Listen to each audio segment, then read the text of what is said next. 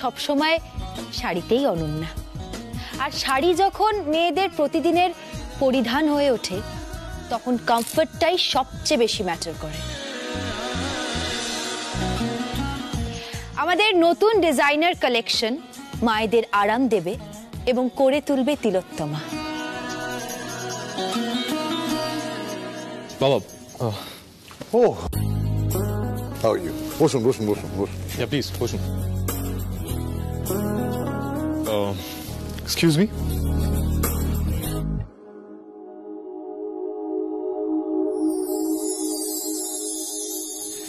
শুধু ঘর সাজালেই সেই ঘর বাসস্থান হয়ে ওঠে না, তার সাথে মিশে থাকে মায়ের ভালোবাসার যত্ন, মাদারলি টাচ। শুধু নিজের বাড়ি নয়, মায়ের স্পর্শ যে কোনো জায়গাকে কমফোর্টেবল করে তোলেন। একদম ঠিক। মায়েরা আমাদের সঙ্গে থাকলে আমরা পৃথিবীর যে কোনো জায়গায় পৌঁছে যেতে পারি। মায়েদের ছোঁয়া আমাদের কাছে শ্রেষ্ঠ উপশম। তাই আমাদের ডিজাইনার কালেকশনের মাধ্যমে আমরা এমন কিছু শাড়ি মায়েদের উপহার হিসেবে দিতে চাই যাতে তারাও আমাদের তরফ থেকে ভালোবাসার ছোঁয়া পেতে পারে। Very nice explanation, designing, both are too impressive. Thank you sir. আমরা নেক্সট কালেকশনে যাচ্ছি।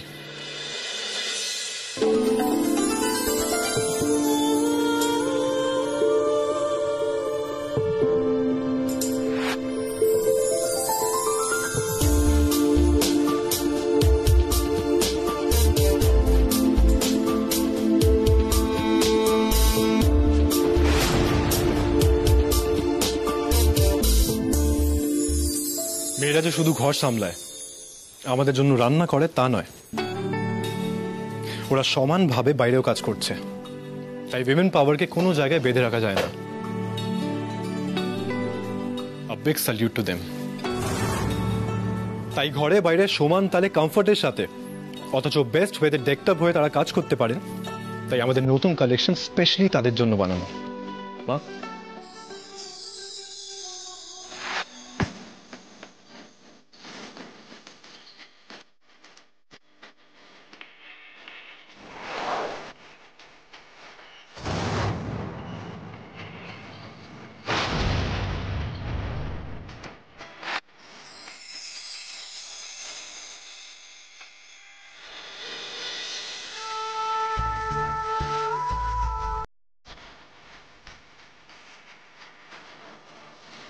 মাকে যেমন দেখিয়েছিলাম মা একদম ঠিকঠাক পেরেছেন।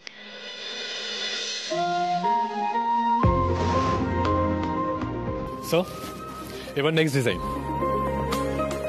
রাধিকা,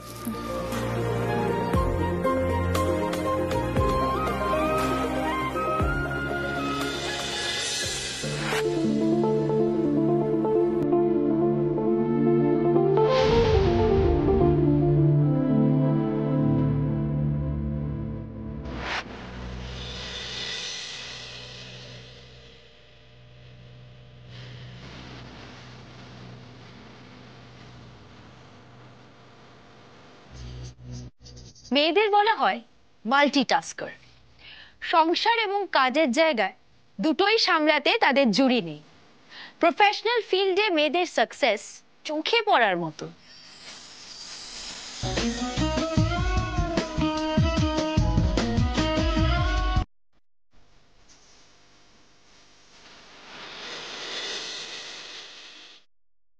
আমরা সম্মান জানাই সেই সকল মেয়েদের যারা একসাথে নিজেদের সংসার এবং কাজের জায়গায় সামলে চলেছে দক্ষতার সাথে।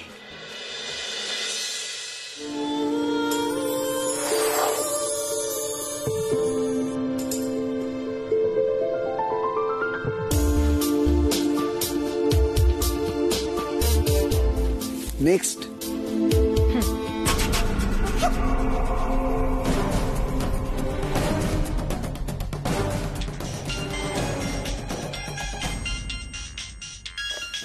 পায়েল, হ্যাঁ বলো পায়েল। আরে আমি তো তোমারই ফোনের অপেক্ষায় ছিলাম, সুখবরটা দাও। কর্ণ নিশ্চয়ই শো পণ্ড হয়ে যাওয়ায় মুখ চুন করে বসে আছে। Just shut up. Fashion show এখানে খুব ভালো করে চলছে। কি বলছো পায়েল? শুরু হয়ে গেছে? তোমাকে বলেছিলাম তুমি কোনোদিন কর্ণকে মাত দিতে পারবেই না।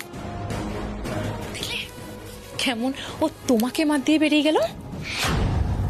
মানে পায়েল তুমি কি বলছো? শো কি করে ওরা শুরু করলো? ছাড়ো, তোমার দ্বারা কিচ্ছু হবে না। এবার যা করার আমাকেই করতে হবে। রাখো তুমি এখন ফোনটা। হ্যালো পায়েল।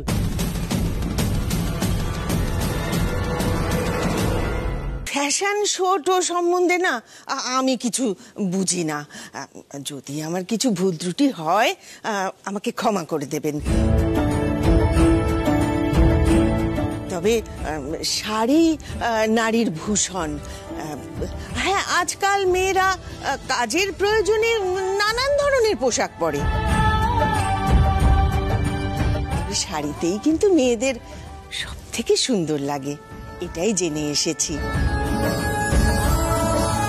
আমার খুব ভালো লাগছে আমাদের কোম্পানি শাড়ি নিয়ে এত ভালো একটা ভাবনা ভেবেছে বলে। সফল হোক ওদের এই সৎ প্রচেষ্টা, এটাই আমি কামনা করি। অসাধারণ মিস্টার সেন। আমার তো সমস্ত বিশেষণই কম পড়ে যাচ্ছে। আপনার পরিবার সবাই মিলে পার্টিসিপেট করেছেন, সবাই এর অংশ।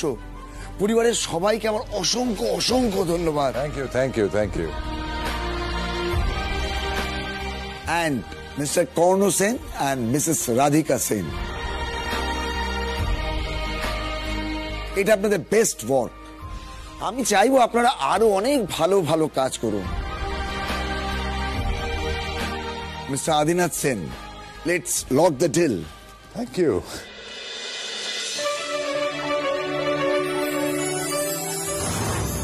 ইনফ্যাক্ট আপনাদের এই প্রজেক্টে আমি ডাবল ইনভেস্ট করতে চাই। শুধু ন্যাশনাল লেভেলে কেন, ইন্টারন্যাশনাল লেভেলেও আপনাদের এই কালেকশন অ্যাপ্রিশিয়েটেড হোক। ওমেনহুড সেলিব্রেশন হোক সারা পৃথিবী জুড়ে, রাধিকা এবং কর্ণের স্টাইলে, তাদের ভাবনায়।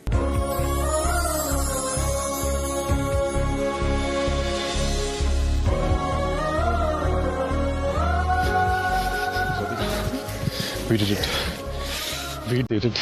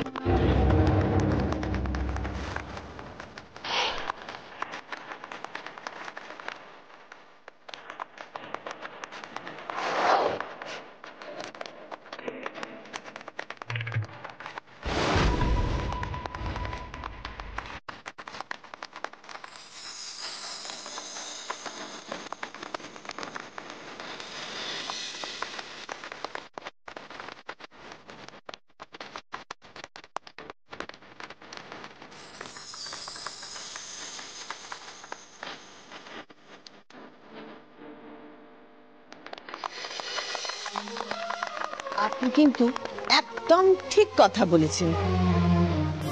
সেন পরিবার আর ব্যবসার জন্য যোগ্য উত্তরসূরি হচ্ছে এরা। কি তোমরা ভাবতে পারোনি তো যে তোমাদের ঠাম্মিও তোমাদের স্বপ্ন সত্যি করার জন্য তোমাদের পাশে দাঁড়াতে পারে? বাড়ি বাড়ির সকলে যখন তোমাদের এই পরিশ্রমকে সার্থক করার জন্য মঞ্চে নামলো, তখন ঠাম্মি কি করে পিছিয়ে থাকতে পারে? হ্যাঁ,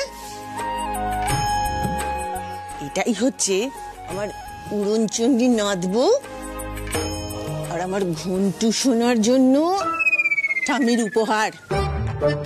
ঠাম্মি, এই নামটা সবার সামনে নয়। এই, তুই থাম তো।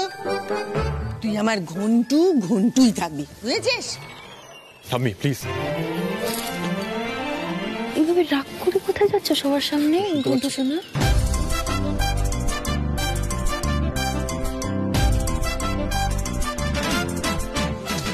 মা, তুমি সত্যি কিন্তু আমাদের সবাইকে চমকে দিয়েছো। তুমি শেষে না এলে আমাদের শোটা কিন্তু অসম্পূর্ণই থাকতো। মিস্টার সেন, আপনাদের পরিবারের মধ্যে যে ভালোবাসা, যে বন্ধন, যে ওয়ার্মথটা দেখলাম, তার তো তুলনাই হয় না।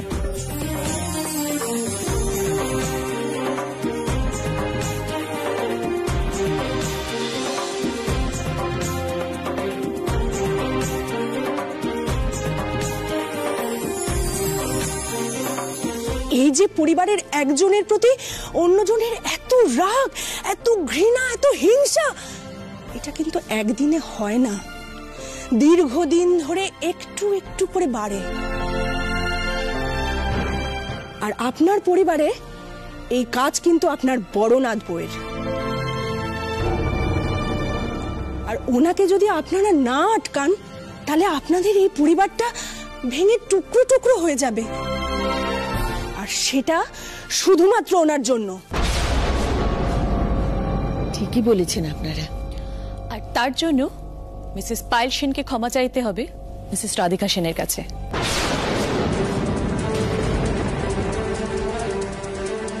আর ওনাকে আমাদের পরিচালিত বৃদ্ধাশ্রমে গিয়ে সেবার কাজ করতে হবে,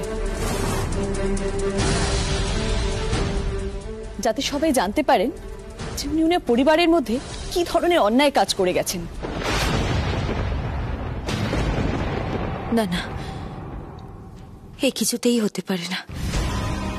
দিদি ভাইয়ের বদনাম মানে এই পরিবারের বদনাম।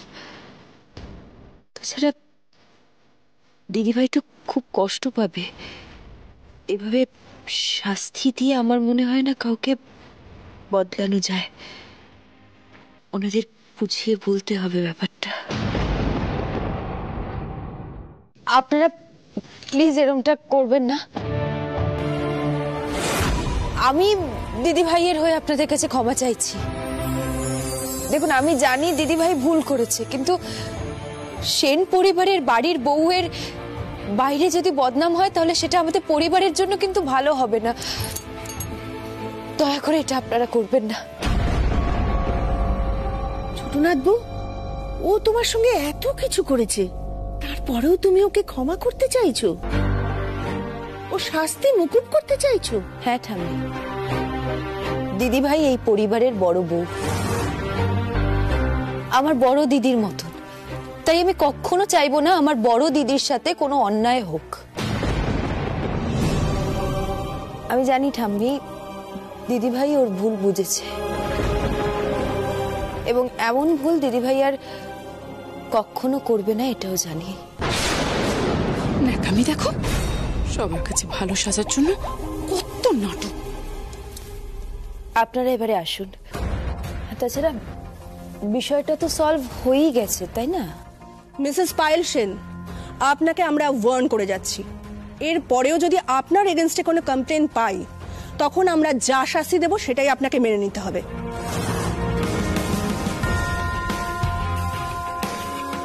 মাসিমা, আমরা আসি। আপনারা সবাই খুব ভালো থাকবেন। নমস্কার।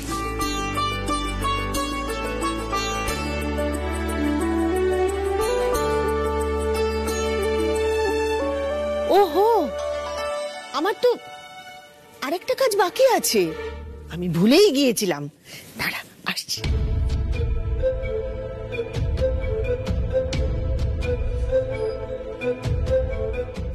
আমাকে বাঁচানোর জন্য তুমি ঠাম্মিকে সবকিছু বলে দিলে? হ্যাঁ দেখো রাধিকা, সবসময় সত্যিটা লুকিয়ে রাখা ঠিক নয়। কখনো কখনো সত্যিটা সামনে এলে সেটা পরিবারের জন্য ভালো হয়। আর আমি যা করেছি পরিবারের কথা ভেবেই করেছি। ঠাম্মি তোমার সম্বন্ধে ভুল ধারণা নিয়ে চলে যাবে, এটা হতে পারে না। কিন্তু আমার কথাটা কি কিন্তু? ছোটনাথ বউ,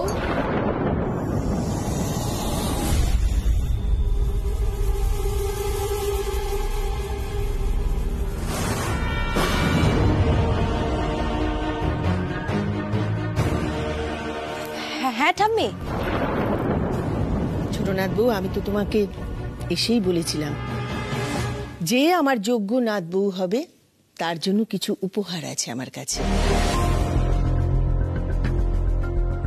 যে আমার বিশ্বাস জিততে পারবে, নিজেকে প্রমাণ করতে পারবে, আমি তাকেই দিয়ে যাব। এগুলোর উপর এখন অধিকার তোমার।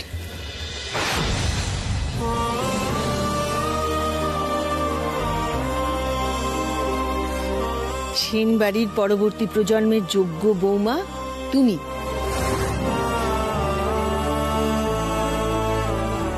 আমার আশীর্বাদ সব সময় তোমাদের সঙ্গে থাকবে। সে আমি কাছেই থাকি বা দূরে। মা যখন দিচ্ছেন নিয়ে নাও। না, ধরো। ভালো থেকো মা, খুব সুখী হও। আমার পাওনা তুমি ছিনিয়ে নিলে রাধিকা। বারবার তুমি আমার প্রাপ্য আমার থেকে নিয়ে নাও। এরপর পায়েল সেন আরো ভয়ঙ্কর হয়ে ফিরবে, চরম প্রতিশোধ নেবে।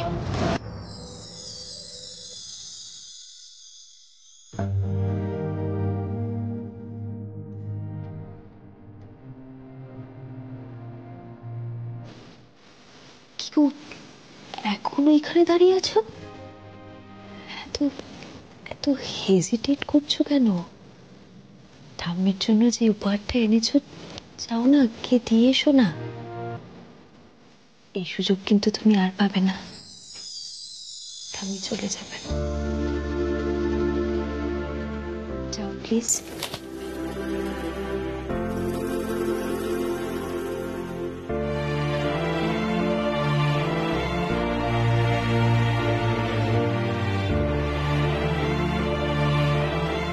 বলবি? মা মা মা বলছি এখনই ঠাম্মির ঘরে যাবেন না। দেখুন না আপনার ছেলে কেমন ঠাম্মির জন্য গিফট নিয়ে গেছে এবং সরিও বলতে গেছে। কর্ণ, দাঁড়িয়েই থাকবি না কিছু বলবি?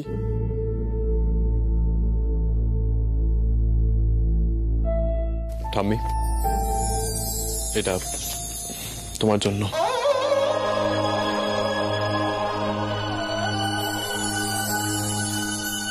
নাও।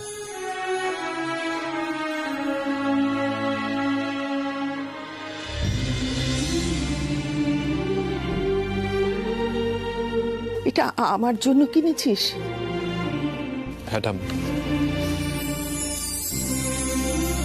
আমার লক্ষ্মী ঘন্টু সোনা। ঠাম্মি, আর একটা কথা বলার ছিল। হ্যাঁ বল বাবা। হয়তো আমি তোমার সাথে অনেক রুড বিহেভ করেছি, তাই আমাকে ক্ষমা করে দিও।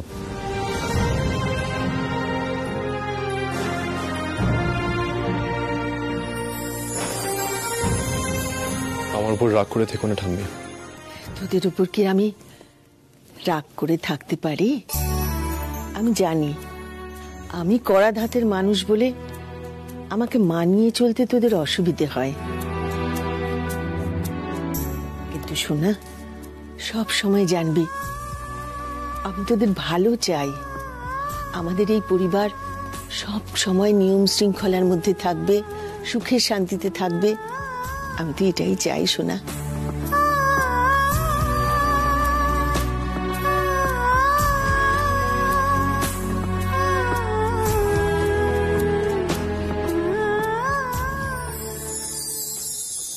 থাক বাবা থাক।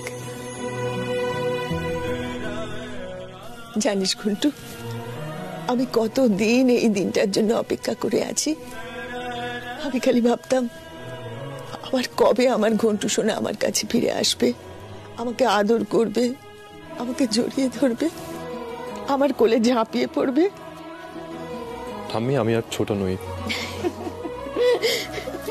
তুই থাম তো, তুই আমার কাছে এখনো সেই ছোট্ট ঘন্টুই আছিস, বুঝেছিস?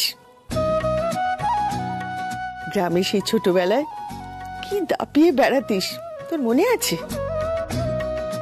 গাছে চড়তিস, পাঁচিলে চড়তিস, আর ছুটে ছুটে আমার কাছে আসতিস। আমি কুল খাবো, আমি আম মেখে দাও, সব ভুলে গেছিস? হ্যাঁ, আমার কিন্তু সব মনে আছে।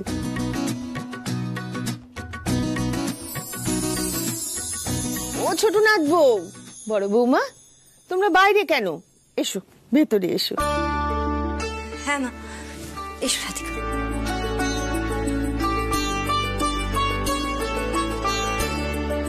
ঠাম্মি,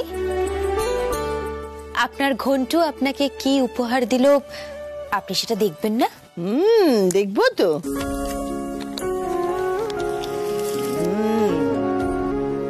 কুলি,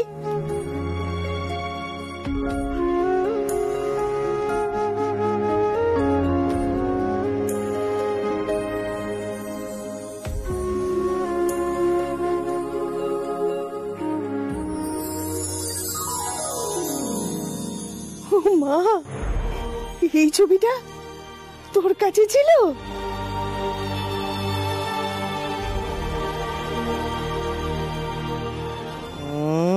কিন্তু একদিক খালি কেন? নাতি নাত বউ দুজনকেই বলছি, আমি কিন্তু আর বেশি দিন অপেক্ষা করব না বাপু। খুব তাড়াতাড়ি আমি আমার পুতি পত্নীকে নিয়ে খেলতে চাই, বুঝেছো?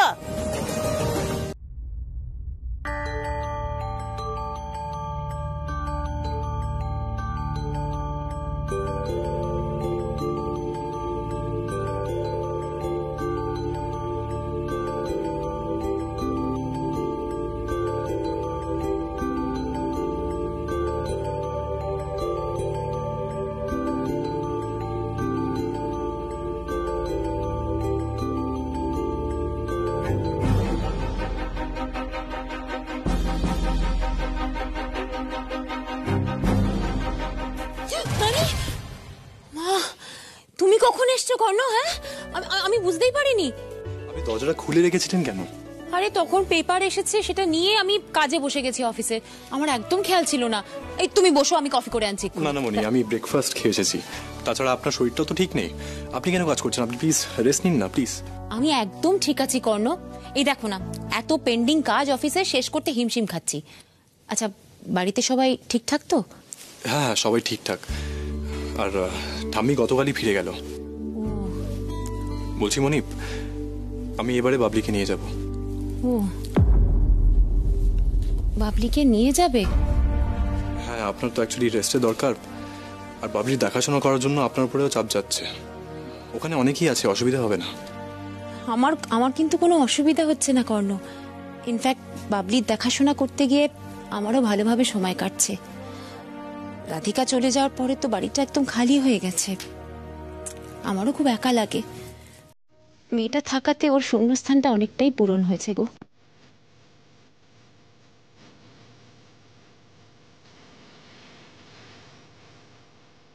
সত্যি মনির কাছে কেউ নেই, একজন বন্ধু থাকলে অন্তত এতটা লোনলি ফিল করতো না।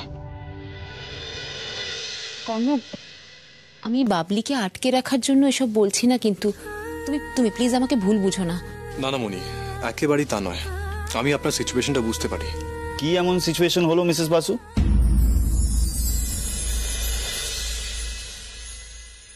আপনি হঠাৎ করে? হ্যাঁ, তা এতদিন পরে মনে পড়লো?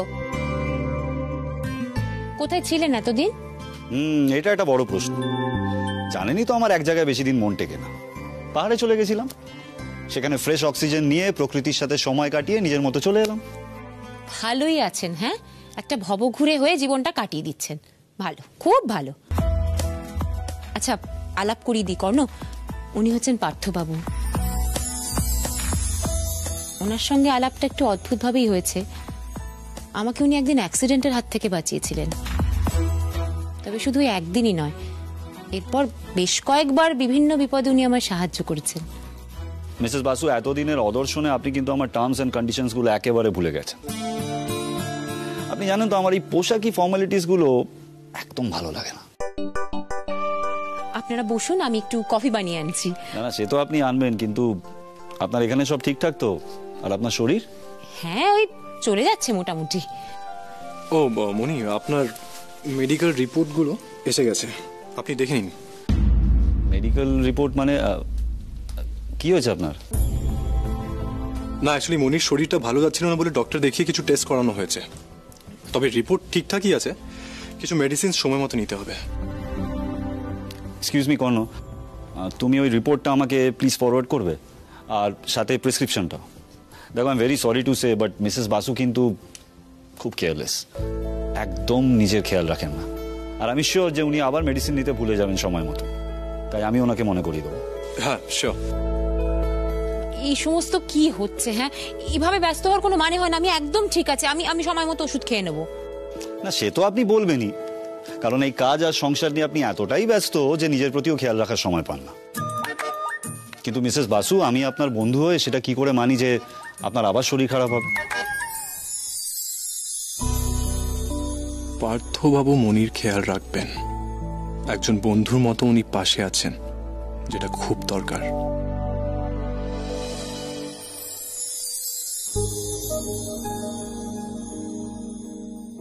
কর্ণ, কি ভাবছো? না না, সব ঠিক আছে। ওই আর কি ভাবছি, এবার রাধিকাকে আমি এই দিকের সব কথা জানিয়ে দেব। এই না না, একদম না। ওকে এই সমস্ত বলে একদম টেনশনে ফেলো না তো। এমনি মেয়েটা খুব ব্যস্ত। না না মনি, আপনি চিন্তা করবেন না, আমি রাধিকাকে সবটা ভালো করে বুঝিয়ে হ্যান্ডেল করে নেব।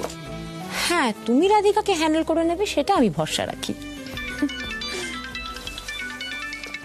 Excuse me. Sure. Radhika call করছে। ও হয়তো অফিসে পৌঁছে গেছে।